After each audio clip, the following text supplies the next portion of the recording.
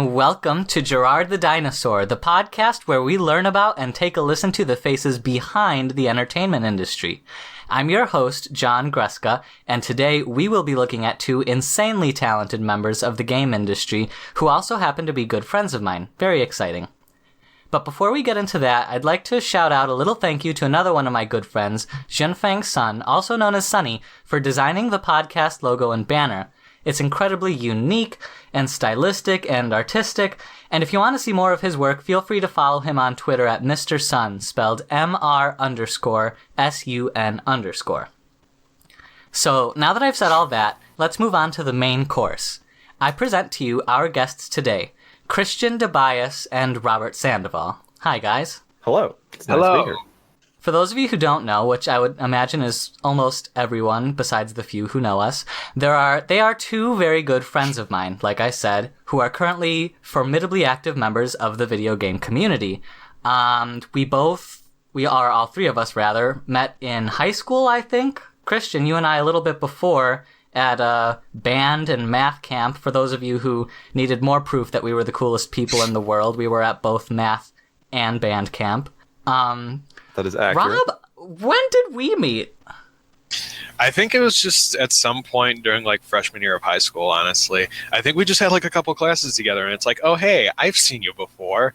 And then it was just like, yeah, hi, basically. and look at us. Yeah, basically. What is this, 7 years later? Holy cow, what the heck? What the heck? It's been 7 years. I'm gonna cry. Okay, well, look at us, 7 years later, and now they are my inaugural podcast guests. So I'm glad to have them today. So before we jump in, I don't know. Do you want to tell us some fun facts about yourselves, or what you guys are currently doing besides video game stuff, or anything really?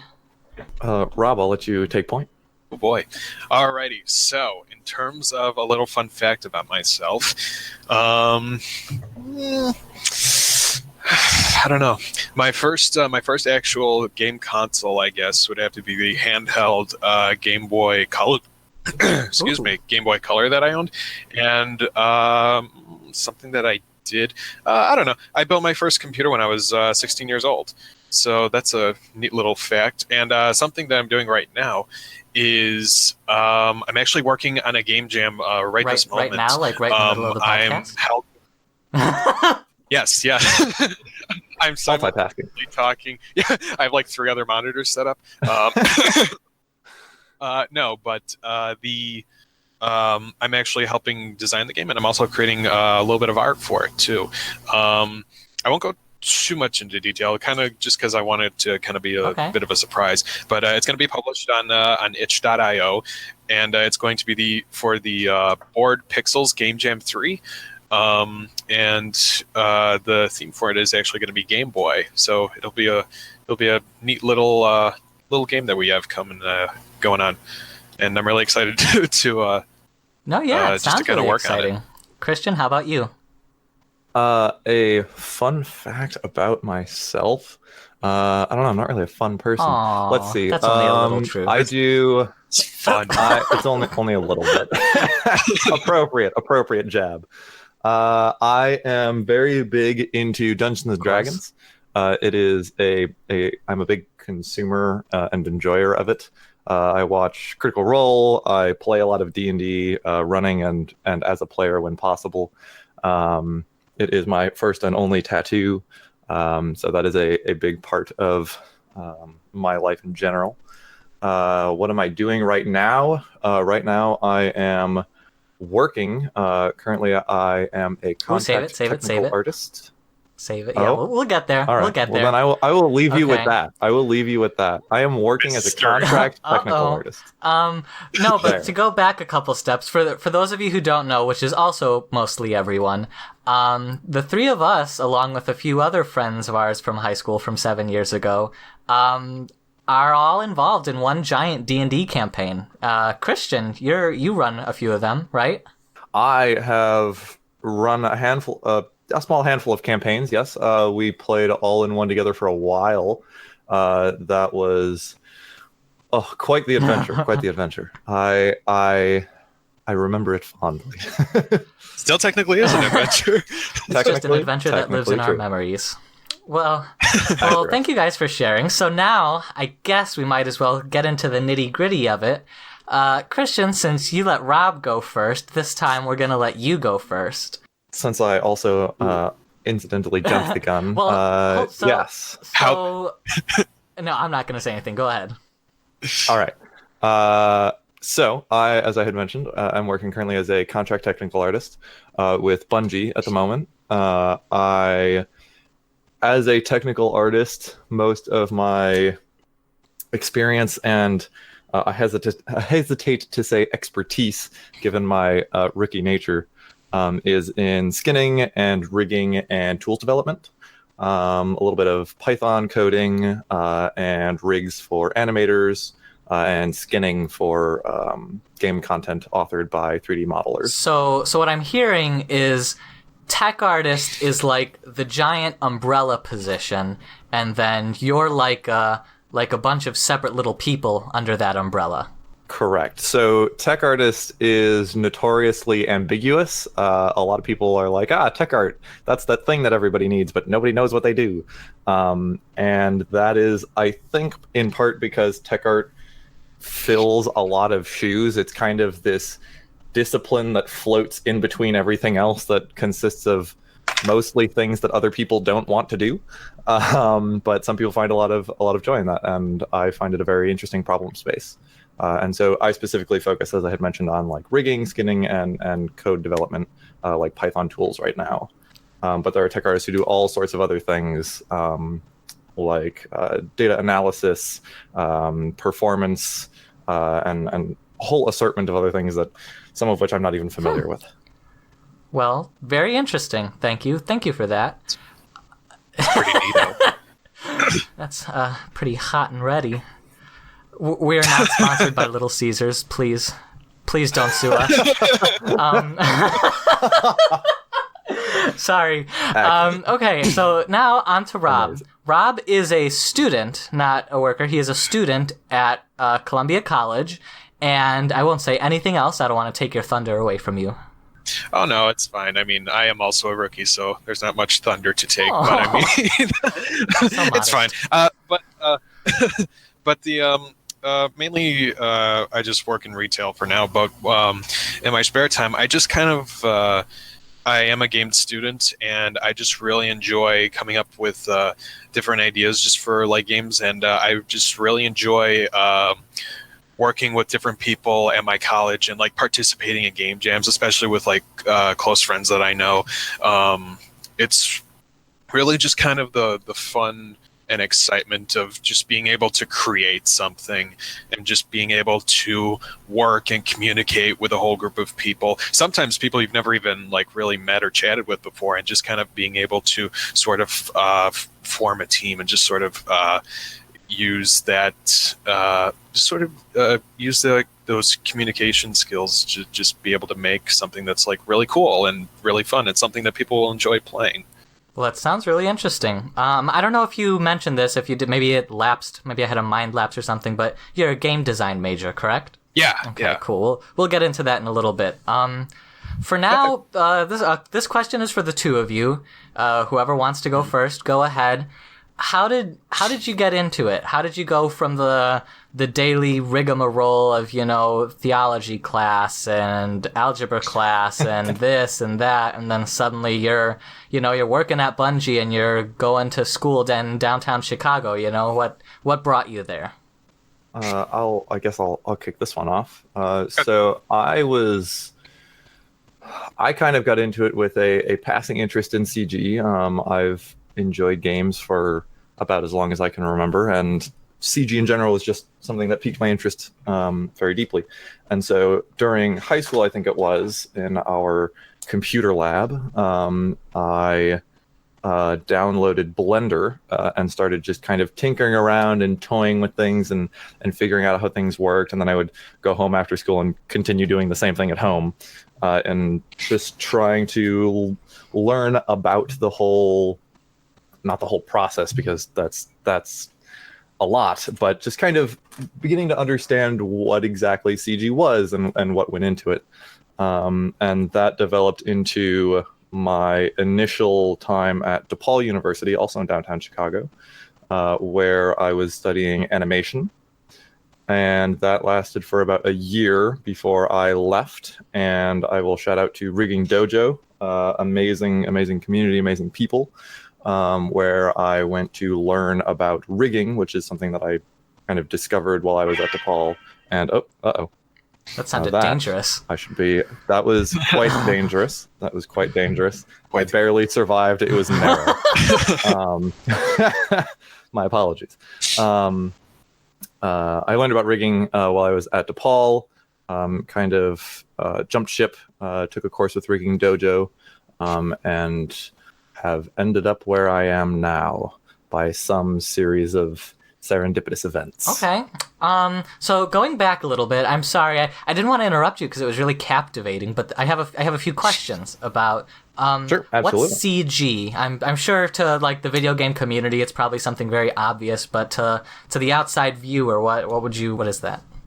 Fair enough. CG refers to computer graphics. So any kind of special effects or 3D rendered animation or models or textures or all of that stuff, all of the art basically done on computers that is then rendered into games or films or other art pieces. Okay. And you mentioned Blender a few times. Would you say that is a good starter program for someone that wants to go in the same direction that you have? I would say it is certainly not a bad starting point. If you are a student, I believe you can get access to Autodesk Maya, which is pretty common just across the industry in general. But I quite fondly remember working in Blender, and there's a lot of things in Blender that I like that I no longer can really do using Autodesk Maya. And so I would say that if that's where you want to start, you should be able to access Blender or Maya for free, assuming you're a student. So take your pick of the litter, whatever you find better tutorials for. I think either way, whichever one helps you to engage more easily is probably the best option. Okay, thank you for that. That's very very helpful for future generations who would like to also enter the industry. Rob, what about you? Oh boy, what got me into game design? Honestly, I think it was just because I would just have. Honestly, though, I think it was just because of the variety of games that I would play, and just being able to have different experiences throughout all of them, whether it was taking down some like droids and like the classic like Star Wars games or something, or even just playing like old classic RPGs. Like every game just sort of had like an interesting like feel to it, and I think that's honestly what kind of drew me in, was that it was kind of similar to like how someone like directs a movie or how someone writes a story. It's just through a different kind of medium, and I think that was just kind of what drew me in to begin with. And so as I got older, like seeing this medium become more and more prevalent throughout like, you know, just like marketing, seeing stuff on TV and stuff, and just meeting other people who also play games, just and being able to just communicate and share those experiences with each other. And not only that, but just have the fact where these experiences were different for other people. Like I would play a game one way and someone would play it another way.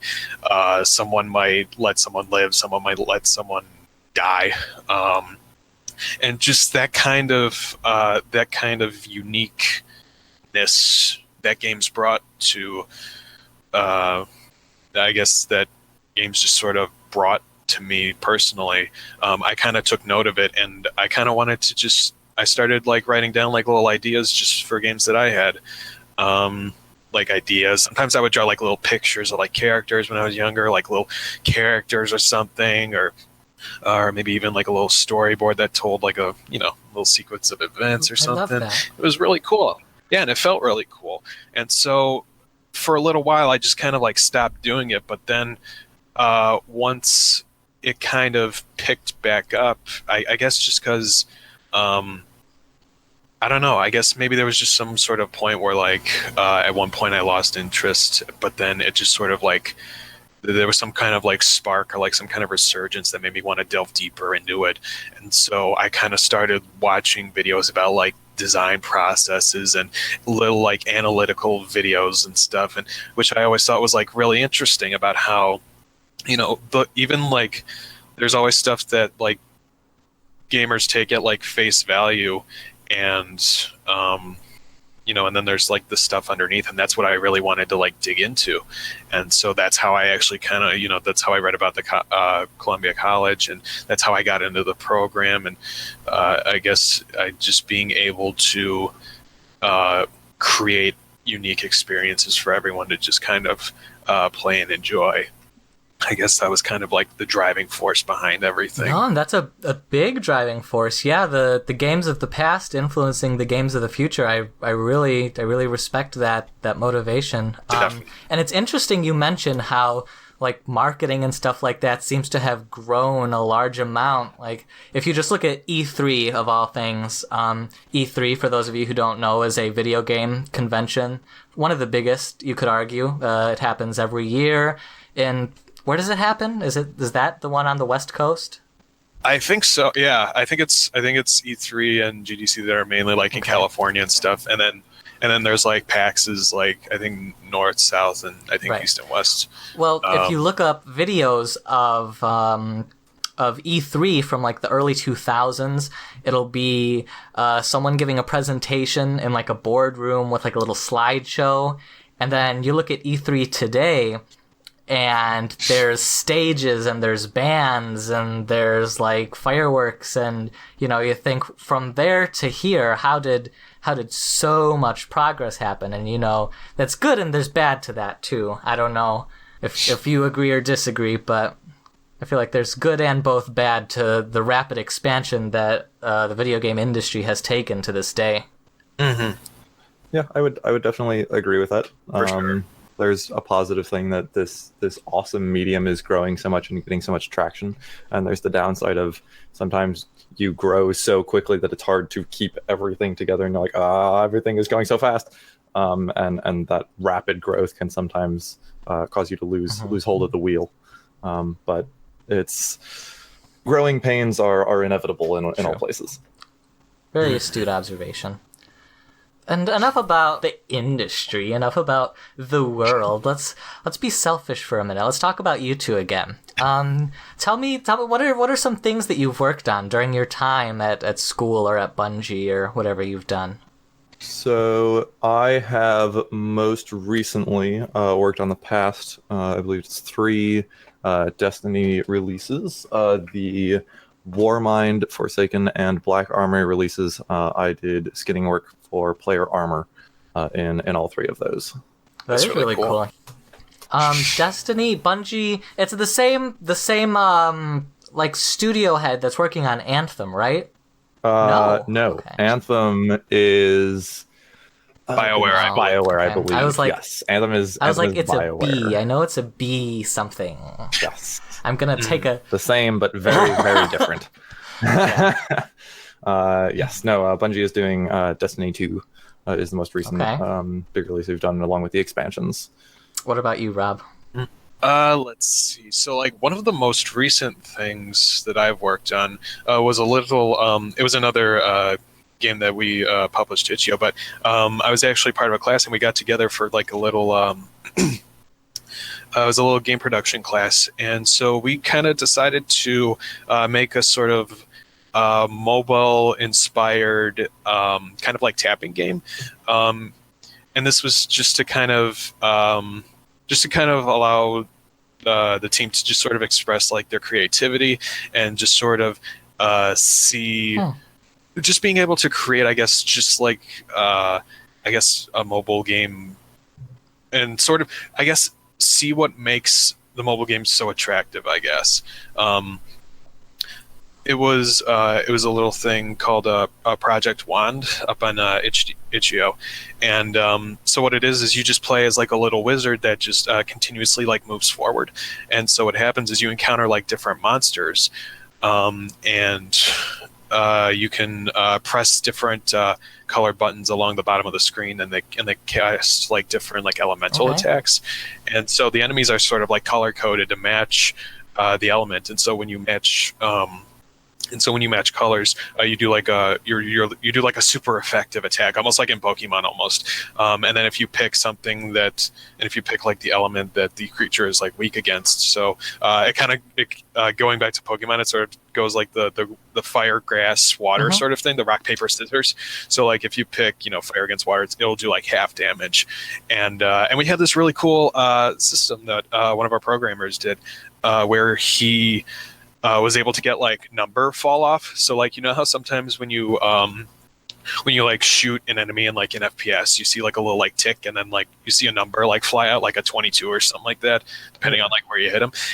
He was able to do something like that, and we were all doing this in Unity, and I thought it was a really cool, nifty little feature that made it. It sounds cool. That, made it like stand out and really just kind of like added. It was a nice little feature that I feel like it added to I feel like it's one of those little things that added to the appeal of like what the general goal was for the game, which was to like understand like what makes the mobile game like so attractive and so popular, especially today. It was just kind of one of those things, and it was a short little game, but it was fun to make, and it was fun to play, and I guess that's really about all I can say. Yeah, well, thanks for sharing. It's really interesting hearing both of your how much stuff you've done. Christian, you've done 3 projects at a major AAA studio. Rob, you've done these student projects that sort of research like the psychology of what's popular about games, and I think it's really interesting that you two call yourself rookies, but you two have really done a lot, in my opinion. Oh, stop.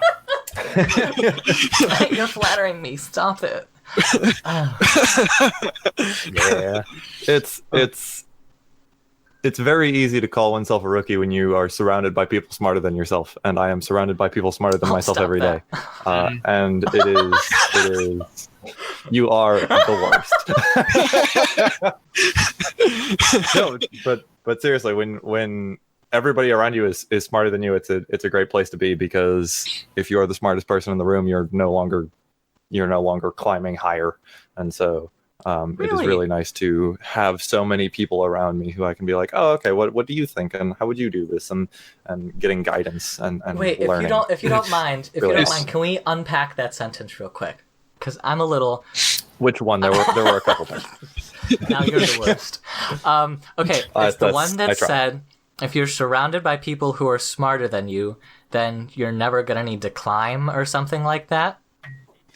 The opposite is that if you aren't surrounded by people, if you are the smartest person in the room, then you're probably not learning as much. I just heard it wrong then, And so generally I'm like, if you're a very big fish in a pond, and you're like the biggest fish there, you should go find another pond so that you can continue to get bigger. Otherwise, it's like, okay, well, you're no longer growing, you're no longer getting better, you're no longer developing as an individual. And so I am by far a rookie because everybody around me is smarter than me, and I kind of hope that it never changes. I read somewhere it's like the reason a lot of people who had high IQs in grade school or something like that is because they never had to like push themselves or something, and then they got to like the high school and college environment, and everything just kind of did a 180 on them. And yeah, it'll just totally flip people on who you. burn out the fastest. But enough about me. Oh, I didn't realize we were looking into a mirror. Ouch, oh my! Ouch, Oh dear. My soul. Okay.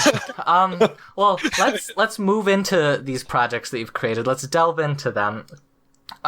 For those, I know, Christian, you already went into this a little bit. So, yes. Rob, if you want to be the main answer, or Christian, if you still have something you want to say, go ahead. But to do what you do, rigging and game design, what like programs and software and skill sets and like life skills do they need to know to help prepare them for a job position? Oh boy. Let's see. I think one of the most important things, not just for any like game designer, but just for anyone working in the industry at all, is just having the ability to listen. And I think, and that applies to being able to listen to, being able to listen to people who have played your game, people who have worked, who have, who you've worked with, people you are working with, people you will work with, and so on and so forth. But also being able to just kind of like basically just listen to yourself and just kind of see, just being able to always go in with like an open mind and just being able to, trying to think of like the best way to like articulate this, but I guess just being able to just go in with an open mind and take things with a grain of salt, especially when it comes to like feedback and stuff. Because at the end of the day, like, you're trying to make you're putting your heart and your soul and your passion into this thing, and you want to make it as best as you can. Sorry, I couldn't. Yeah. So you basically you want to do that, and one of the best ways to improve yourself is to be able to listen and look at the context of what people say and like how they say it, because there is a little bit of truth to it. Okay. Thank you for that. That was very, very insightful, very thoughtful. On top of that, do you have, either of you, any recommendations that lean more towards the concrete? Like you need to know how to make a game design document or something like that. I mean, go ahead. Oh yeah, no, I was gonna say like stuff like that certainly helps, just because being able to go in with an idea, because depending on where you go, stuff is going to be different as to how stuff gets named or how processes get like carried out.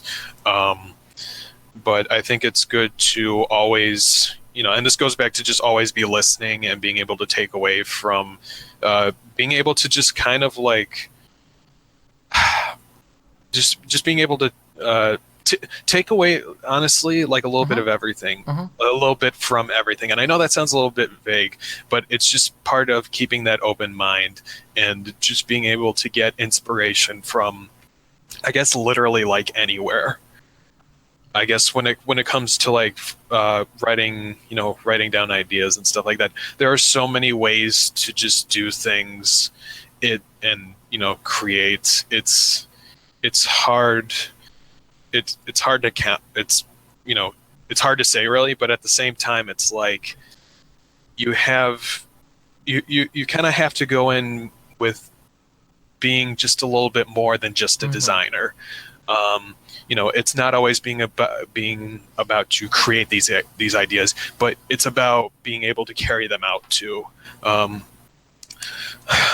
of my instructors at Columbia actually said that you can't always just get in being a straight up designer. You have to develop a little bit more hard skills, and so I kind of took that to heart. And so what I've started doing is I've kind of looked into doing more just basically art related things, using more Photoshop, using more Illustrator. Just making one thing that I found out that I really enjoy doing is making pixel art. Like I think it's really cool just to be able to make like little bits and bobs and doodles and dots, just from like little squares. I don't know. It's a really cool thing, and not just like hard skills like for stuff like that in softwares like Blender and Maya and stuff like that. But tech skills too, like coding obviously helps. For sure, because programming is one of the biggest things out there right now. Which between the two of you, which language would you say you encounter the most? Python? Probably Python. Yeah, there's a fair amount of, at least in some of the work that I do, there is some in C in various C languages because it's compiled, it's efficient. I'm not a coding professional, so if I say something incorrect about a C language here, don't sue me. I'm just uneducated. I just work here. I just work here. You're allowed to sue him. But there's a lot of, sometimes there is Python and C and they will talk to each other and lean on one another. But I would definitely say that unless you're doing more heavy engine type coding, Python is probably more flexible for you. But there are scenarios in which C is also advantageous. If you learn one, it's going to be a lot easier to learn or just kind of be able to read the other. So pick whichever one speaks to you and be willing to be flexible. But in my experience, I have worked with and seen a lot more Python. Yeah, I mean, personally for me too, like it's kind of the opposite actually. I haven't seen too much Python. I have seen a little bit of it, but I think honestly, just because like, working with the Unity and Unreal engines like C# and C++ and stuff like that, That makes sense. Yeah, just seeing that kind of stuff at work, that's just from my own personal view. So like, there's a lot of different, depending on where you work within the industry, there's that shift and change as to what kind of languages you'll see. So I actually think that's really interesting, honestly. I would imagine too that most big companies like Bungie make their own engines, unless that's NDA, of course. It varies. Some places will I forget the term. Some places will license. There it is. License engines like Unity or Unreal and use those. Including larger studios. Some large studios will develop their own internals and just have their own internal dependencies. So it varies place to place, and simply being a large studio doesn't inherently mean that you're using your own engine. Sometimes it does, sometimes it doesn't. It really depends. There's even some indie developers who go out of their way to write their own engine code for smaller games because they don't like current engines or they don't want to deal with other engine dependencies. And so it's really hard to pin what engine a person's using based on studio size or scope even. Okay, well that's fair. I had another question, but I forgot it, so I guess we can... Oh yeah, here it is.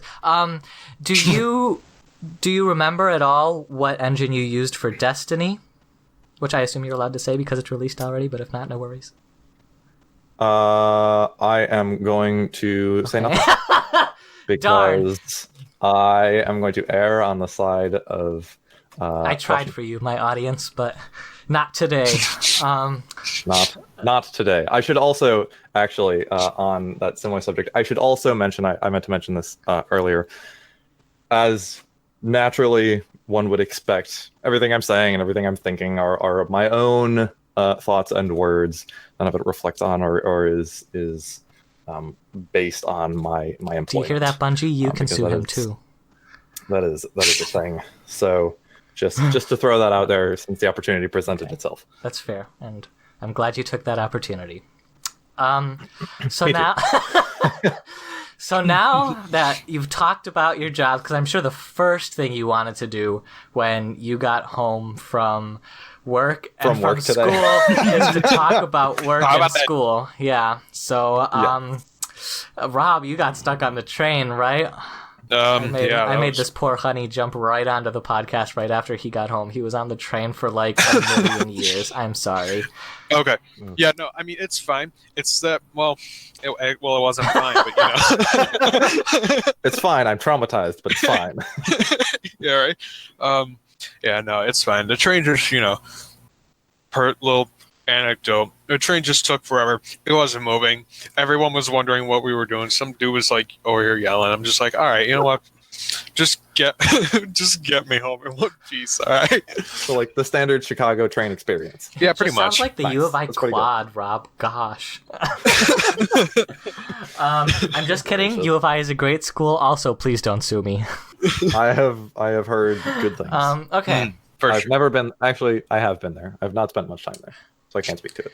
So moving on. As I was saying, I'm sure the last thing you want to do is talk more about work and school. So let's just talk about the process itself. Let's like the thing that really inspires you. Let's start with how much fun is it to work on a game? Would you say it's as fun for you to work on a game as it is to play it? Or is it like a different experience completely? How would you describe it? Discuss. Welcome to my TED Talk. I'm also not sponsored by TED. Don't sue me, Ted. The entire podcast like is just going to have a list at the end, like, not sponsored by this and this and this and this and this. It's just like a credit sequence at the end. Yes, disclaimer. Thank you to my I don't know what your experience has been, Rob, but I would definitely say that I would hesitate to say that it is as... I don't think there's a comparison in terms of, it's as much fun to make a game as it is to play a game, because I think they're very different experiences. Mm-hmm. Can be a very grueling, complicated, convoluted, difficult process that doesn't see a lot of exposure due to how kind of lock and key the industry is. Yeah. But there are days where, as you're, it's not all sunshine and rainbows, and you're like, man, yeah, no. well, it's going to be a long day today, and it has to get done, but I'm not necessarily looking forward to it. Oh yeah, no, totally. Like there are days, like, I didn't want to seem to be like over, like, glorifying the whole like thing, but yeah, it's as you said though. It's like there are days where you just come in, it's like, oh my god, everything's on fire. I don't want to be here. Yeah, I know. It's like I took care of that one bug in the code, so now there's 2 more. So like, always. There's that. Always. And on the flip side, there are absolutely days where I'm like, oh man, I can't wait to get to work. There's this cool thing I'm working on. There's this cool thing my team is doing, or there's so much variety that, and it happens with any job ever, where it's like, well, you might enjoy doing the 80%, and then there's like the 5 to 10% that's like okay, and then there's like 10% that's like, okay, well, I don't want to do this ever, but it's part of the job, and I kind of just have to. So you suck it up and do the work that you have to do so you can get to the next day. Mm-hmm. So building on that idea that, the game industry is a thing, and it seems to be a growing thing, what is one reason that you think the video game industry has become so competitive and at the same time exciting, kind of like the example I said about E3 growing from, a conference room to a concert stage or whatever? What are reasons you think for that? So go ahead. Do you want to go first, or should I? I mean, if you have something, like, go for it. Stumped you, did I? I'll let you consider. So my thought is that the explosion of gaming is a lot due to the fact that it has the potential for so many different experiences. Games being an interactive medium gives them an insane amount of potential that is also very different from that of a lot of conventional mediums, such as writing or movies or music, which are all fantastic mediums and amazing at a lot of different things. And I think that games, because of their interactivity, are good at different things. And so the fact that there's a different way in which you consume the medium, I think gives it a lot of potential that people are still trying to properly figure out how to wield. But I think that's certainly a big part of why it has exploded so much, is because it's not like a lot of the other entertainment mediums that we generally consume. Mm-hmm. Yeah, no, totally. Like, that was actually going to be part of what my answer was. It's like video games just have that like added level of like interactivity and like extension that humans are able to just kind of like put themselves into. And then it's just it's continuing to like evolve, because now I'm starting to think of like stuff that's, still coming out, like the evolution of like VR and stuff. Like that. Absolutely. Oh man, yeah, definitely, because games can be interactive. Not only are they interactive, but they're interactive in so many different ways, right? Like playing with a controller, playing with a mouse and keyboard, playing on a mobile device, playing with a VR headset with these gestural type controllers. There's so much variety. It's insane. Yeah, I think they even I think it's Oculus that has like, I think it was like some kind of thing that you like slip around your knuckles, so now it's able to like capture like each individual like finger joint. So now if you like grab like say a virtual like ball of like lead and you just hold it in the palm of your hand, like it's calibrated to like feel like you're holding an actual ball of lead. And so when you like wrap around it, there's like it's so interesting because like and it's another thing to watch someone play a game, and it's another thing to actually play the game yourself. Absolutely. Because I mean, hey, I bet I mean, being able to play, it's fun to watch someone play Beat Saber, but it's another thing to actually like play Beat Saber. Yeah, just swish to the beats. Absolutely, it's very true. It's super crazy, and I really enjoy VR, and I hope that it continues growing. It's quite niche at the moment, especially due to price of entry, the cost of the actual equipment, the cost of having a computer that can comfortably run VR games. But it's so impressive, and every time I put a VR headset back on, I'm like, oh right, I forgot how cool this was. Like, it's such a strange and different experience that I am super excited to see what other types of games are developed with this medium in mind, because it has the potential to be really super interesting and engaging. Mm-hmm. So would you, building on the idea of just, video games growing at the rate like film and television, would you consider it an art form? Absolutely. I think it's the marriage of a lot of art forms, because a lot of art goes into it, like the animation work, the general like 3D art, the texture work, but then there's also the actual design side, which Rob, I'm sure you can speak to, which a well-designed game is like there is a palpable difference between poorly designed games and well-designed games. Mm-hmm. and you can feel that it's part of that experience and part of that interactivity, where designing a game well is not necessarily an easy task. It requires a lot of thought and a lot of iteration and a lot of throwing out old ideas. Mm-hmm. And Rob, I think you should probably speak to that more, because it's definitely an art form in and of itself. Oh yeah, no, totally.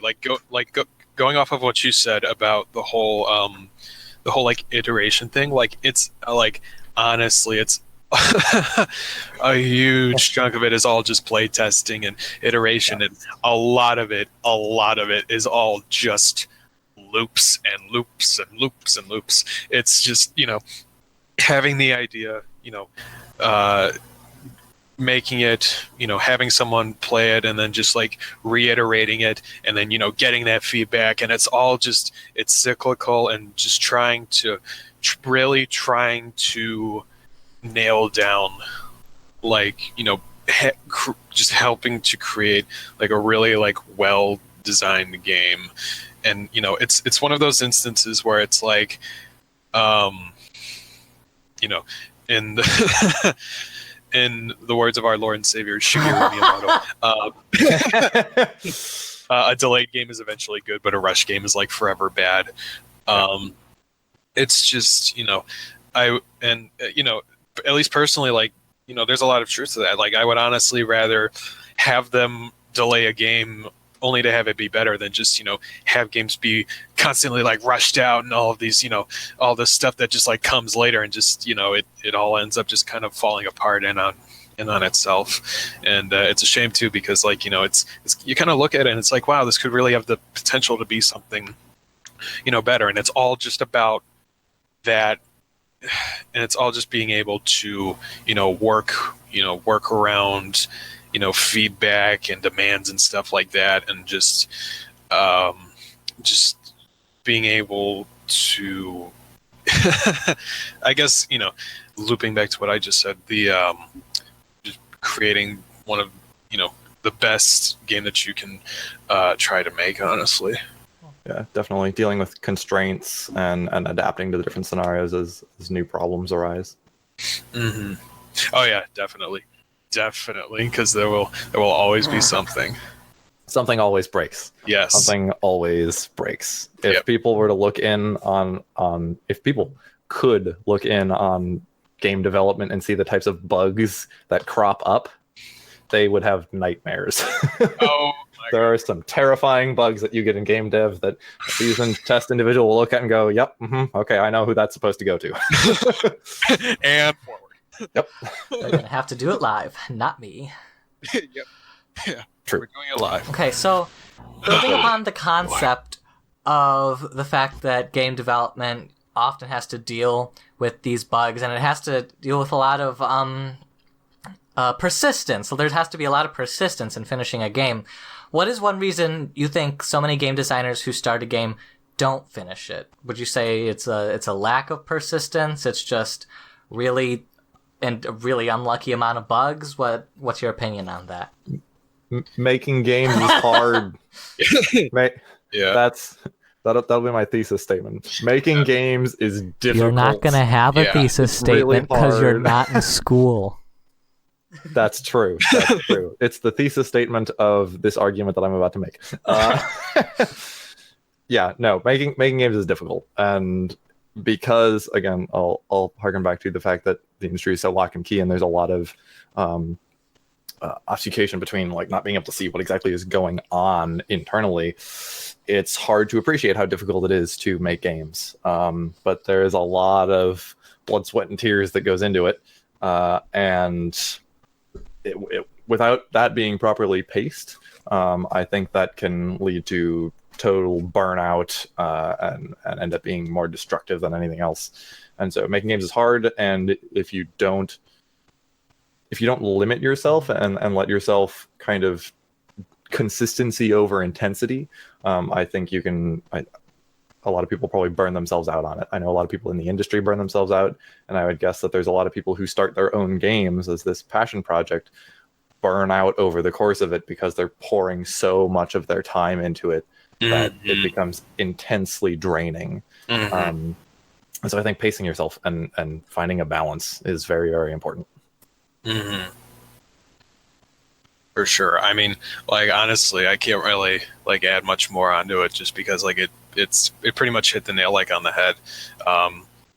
There's so much stuff that goes on like under the radar when someone walks into a game store and they buy a game, and then it's just like, oh hey, this looks fun, and and then they just someone might end up returning it like the next day and be like, it wasn't that great. Like like are you speaking from experience?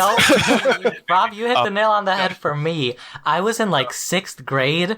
I don't know what grade it was. It was whatever year it was that Toy Story 3 was all the rage. And there was this Toy Story 3 game, and it took me like literally an hour and a half to beat it. And I was like, no, that's not happening. And so I returned it, and I got like the new Pokemon game instead. Yeah, and then there's just like someone out there shedding a tear. The developers of Toy Story 3. Nani. Saddest day. Okay. Yeah, and that's just because it's a lot of different it's a lot of factors just from being able to meet demands, and then there's the bug hells that all happen, and then and it's a combination that ultimately leads up to just being a very very draining process, physically, mentally, emotionally, spiritually, what have you. All of the above. Yeah. All of the above. Yep. D, all of the above. Yeah. Absolutely. And I'll tack on really quickly. No. That. No, I'm kidding. No? Sorry. No. Are you? That's it. I guess I'll just leave then. No. No. I wanted to tack on that.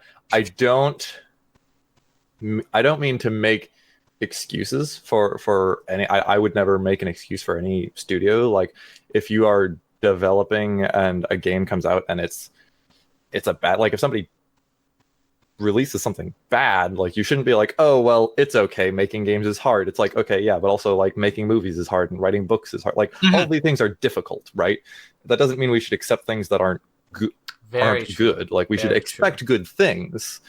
But we should also understand that there's a lot that goes into it, and usually whoever you're targeting with any kind of frustration that you have probably isn't singly at fault. It's really hard to pin any failed game or failed movie or anything like that on an individual. And so I think it's important to be like, hey, yeah, this is difficult. Understand that it's difficult, But that doesn't mean you shouldn't also hold them to a high standard and be like, no, I'm expecting more. I'm expecting better things. I understand that it's difficult, and kind of have that positive relationship about growth with games, because it is hard. But also, people should make better games and constantly be striving to improve themselves and the things that they provide for the community. So, just wanted to add that on as a little note. Okay. Well. And we're dabbing. Sympathy snap. Speak for yourself. Speak for yourself. Okay, so as we approach the end here, because we are approaching the end, we've had a very good conversation. Thank you both for your contributions. Yeah, absolutely. Thanks for having. I know it's not over, but thanks for chatting. Stop that! I'm gonna blush. All right, I'm done. It's over. There's gonna be no more. Now that we've talked about the game industry and how difficult it is, but how rewarding it is, and this and that, if you had each of you, one singular piece of advice that you would give someone who asked you, like, what do I need to join the game industry? What would it be? Oh, man. You want a silver bullet? I don't think I can give you a silver bullet.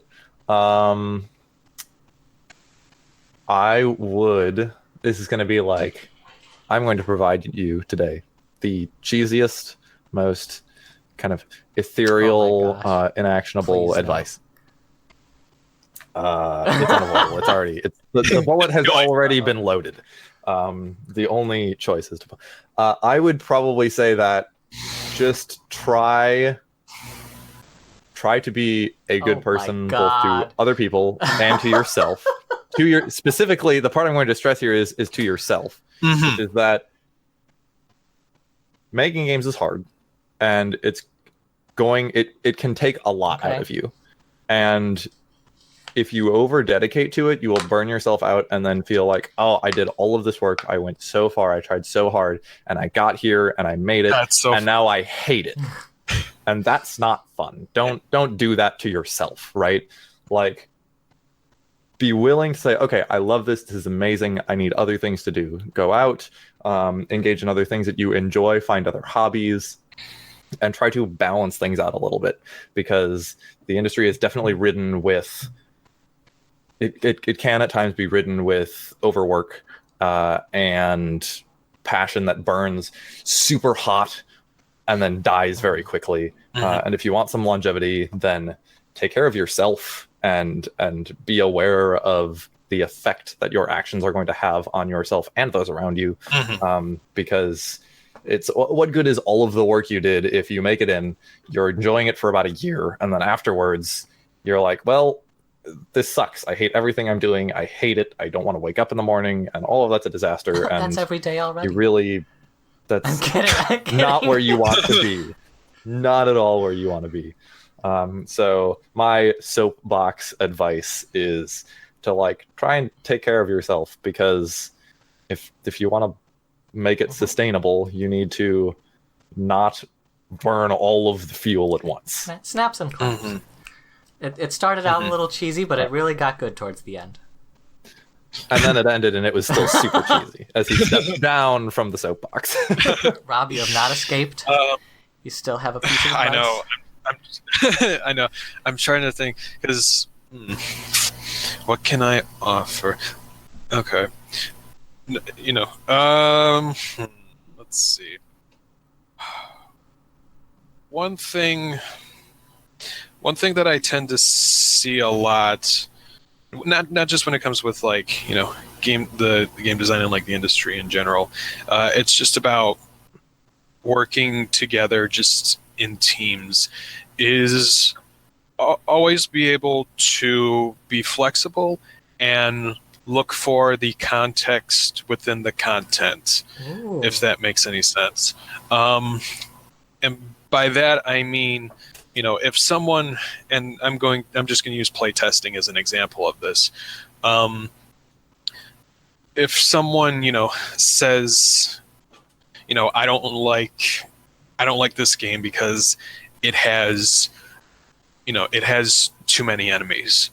Some people might think, well, they're insulting they're basically insulting my child. This is unacceptable. Like, their opinion is no longer valid to me.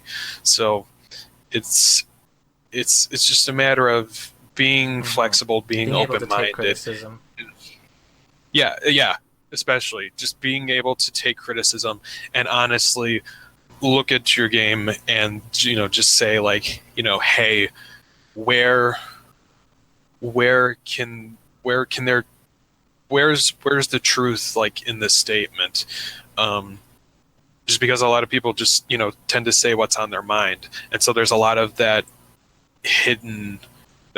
those hidden like needs almost. Okay.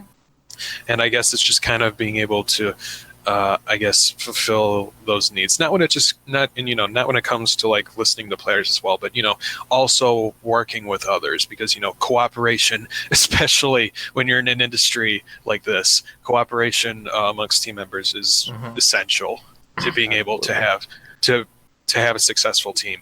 And having a successful team also doesn't just mean being able to listen. It means being able to understand each other, being able to respect each other, and it means being able to just love, respect, and understand each other, basically. That was incredibly wholesome. Absolutely. I loved that.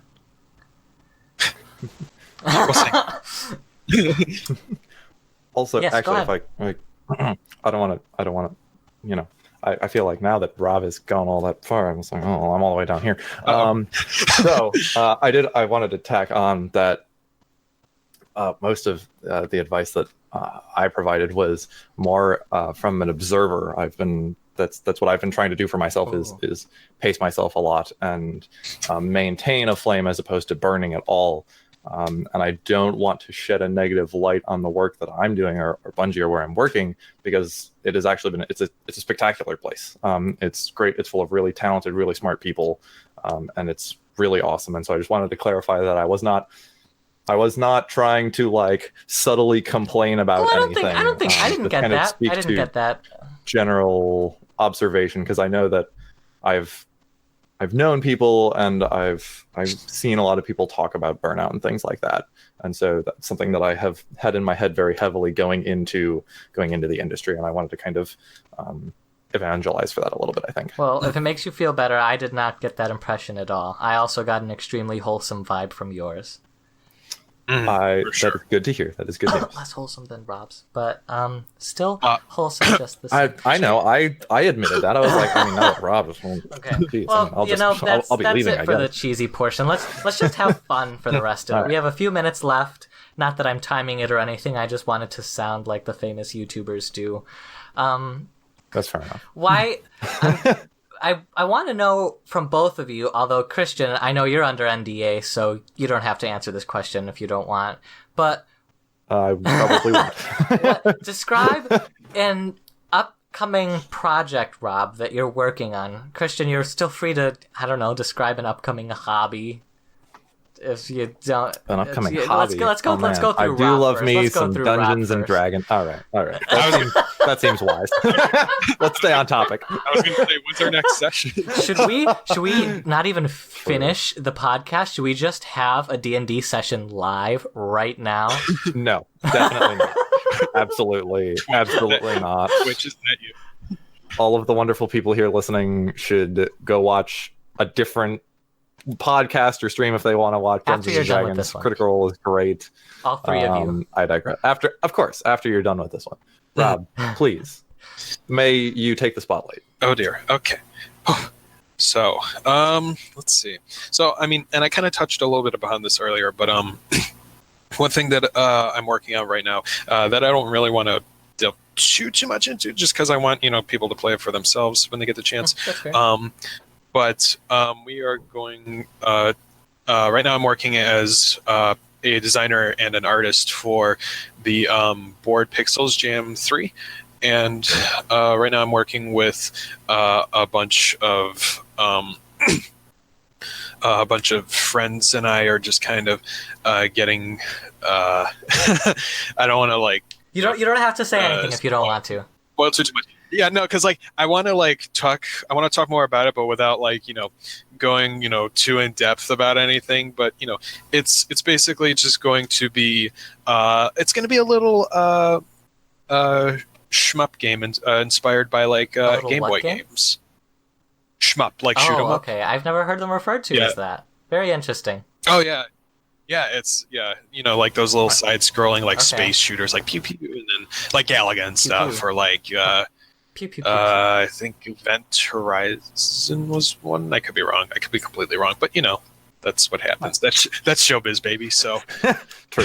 And all right. So yeah, that was. and Just, are you just you just got a bunch of friends and we're like, let's do this, or is this part of the school assignment?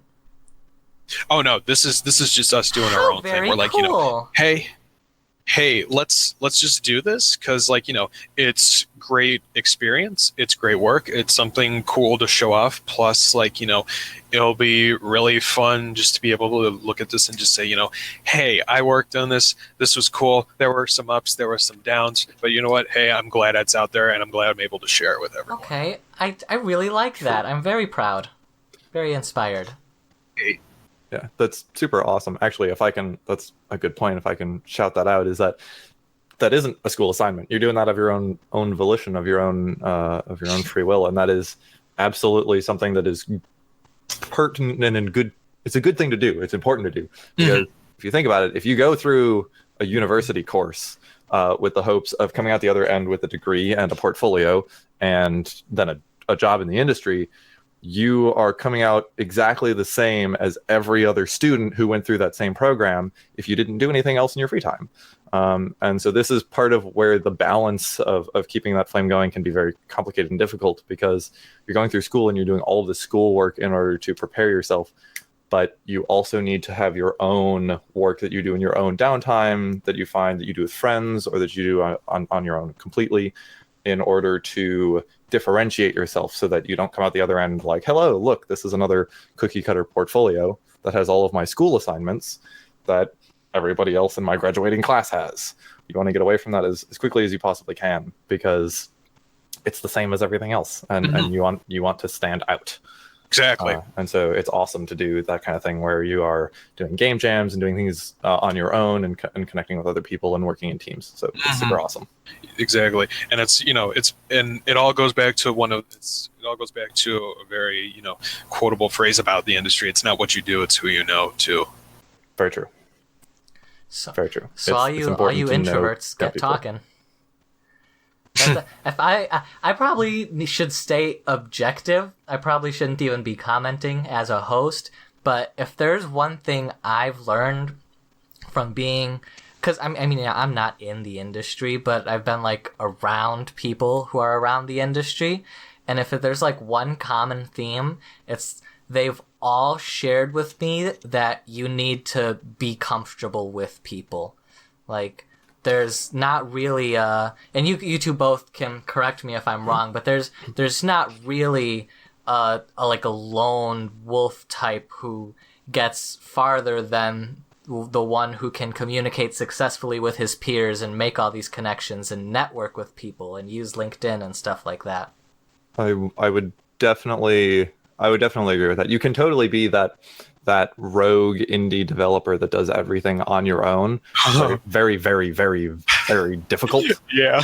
And if you're going to work in any studio, no matter how big the studio is, you're going to need to work with people.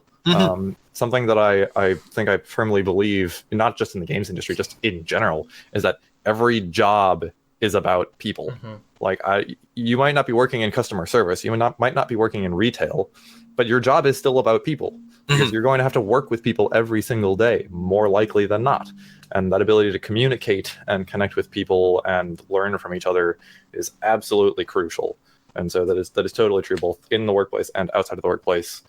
Being able to interact with other human beings is very important. Okay. I highly recommend it. Interact with more humans. Who are you people? I didn't even have to leave my room They're today. terrifying. I'm just kidding, Mom. I did leave my room today. That's sometimes you just need a Maybe day I'll like edit that, that to be out. fair. We'll fix it in post. We'll fix it in post. Okay. We'll do it in live. We'll fix it in post. We'll fix it in post. Wait, is this a live stream? Crap. Oh no. Okay, we're here, we're at the end. Let's talk about one more thing, one more lighthearted levity, and then we'll wrap it all up. What is your favorite or your most inspiring game? I feel like we both might have the same answer for this. Maybe, but maybe not. Oh. I know you say favorite, most inspiring. I'm tempted to give two. Video game. Dungeons and Dragons doesn't count. That's fair. All right, fine. Actually, I actually assumed video game, so that wasn't going to be my answer. Still, you're the worst. I am going to boldly proclaim two games.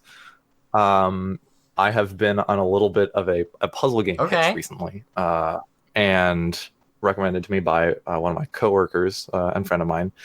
First, The Witness. I love The Witness.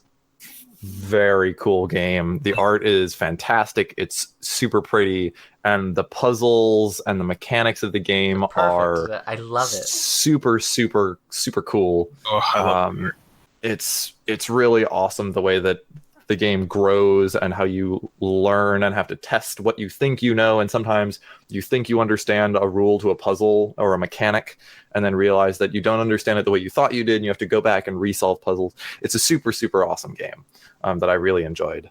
And the second one is one that I have not yet beaten yet, but it is maybe the most tightly designed game that I've ever played, and that is Steven's Sausage Roll. Really? And it looks almost comically silly, and as I have played through the game, I have discovered that is in fact the case. It is comically silly. But as a puzzle game, it is fantastic. It is super tightly designed. Every single puzzle teaches you something new and builds on a previous puzzle, and it is a hard game. I have spent weeks on single puzzles trying to figure out what exactly was going on, and then had an epiphany at like 4 a.m. when I woke up and couldn't sleep. It's ridiculous. It's a really cool game that I'm looking forward to saying that I have beaten, because I'm not there yet. But I highly recommend it to anybody who likes puzzle games or problem solving in general. Puzzle games. I'll add it to my wish list. Super cool. Super cool. Shall be beaten. So those are my two. Okay. All right. I kind of feel the need to say two as well, just because I want to say two. This time, everybody gets one. What do we got? So, I mean, to be honest, the ones that stick out the most in my mind right now at this moment in terms of just favorite and inspiration, I think they're just on completely different spectrums. For my first one, I'm just going to go ahead and say the classic Star Wars Battlefront 2 as a kid. Just played a lot of that. Yeah, as my I want to say it's my childhood favorite, just because it still carries into there's a small part of me that still loves it. Don't get me wrong, but I think just because I think it just showed to me as someone who had no idea of what game design meant, who had no idea what sound design meant, none of the nitty gritty stuff, the ability to capture and hold the attention and I guess just hold not just me, but I'm sure other people in awe, just at how fun a game can be, and how long, and how the longevity of games can just be extended for so long, purely because of how well they're designed and how memorable they become, and just how tightly everything is woven together. I think I still go back and I still play it, so I think it might, a small part of it may just be nostalgia, but I think another part of it might just contribute to how fun the game actually is. And so that's my first game. What's my second game? Oh, I mean, to be honest, it's more or less a series, but I think, to be honest, I think honestly my favorite my most inspirational game would have to probably be Divinity Original Sin 2, just because of it's the closest game that I can get to Dungeons and Dragons. We found a way. Thank you. Yeah, right. Goodbye. Not like singling out games like Baldur's Gate 2. Like those are amazing games as well. I just haven't had the time to play them as much as I have with this one. But I think it's just because there is so much depth that goes into just games, and not just like games like Divinity, but just like those types of RPGs in general, where like there are so many ways to do things. There's so many ways to combine. There's so many people you can talk to. There's so many little things going on that can truly help make a world feel alive and make you feel like you're part of one. And I think just how well it was able to be crafted, and the stories that get told throughout it, I think are just some of one of the most amazing experiences ever. And I encourage anyone and everyone to play these games that we're talking about a try, because they are absolutely amazing. Like Steven Sausage Roll, totally. Definitely, I second that. You should play these games. They're all great.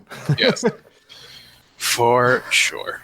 Well, thank you, both of you, for coming today. I'm very honored to have such astounding representatives of the gaming community. I'm very happy with our progress today. Well, I shouldn't say progress because we finished, but It's true. I feel like we progressed so far. We made it to 100%. I feel like we made a lot of progress today. I don't know. Just thank you guys Pretty for good. coming. Pretty It was really fun. I hope you guys found it fun.